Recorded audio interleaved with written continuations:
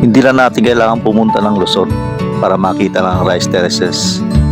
Dahil dito sa Negros, nandito ang malapat na rice terraces dito sa lungsod ng Isabela, Barangay San Agustin. Sobrang lapat ng rice terraces dito.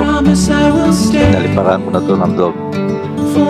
At sa ganda ng nakikita ko, masabi ko, ang sarap tumira sa barangay na to. We go together, it's all I know. Side by side is how we grow, hand in hand.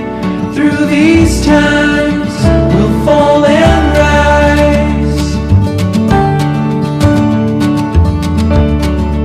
Funny how you can open up the gray sky with only one of your sweetest smile.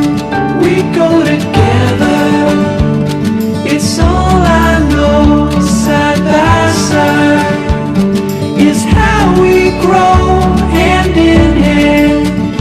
Through these times, we'll fall and rise. Dami talaga ng mga gantong tanawin dito sa Negros Island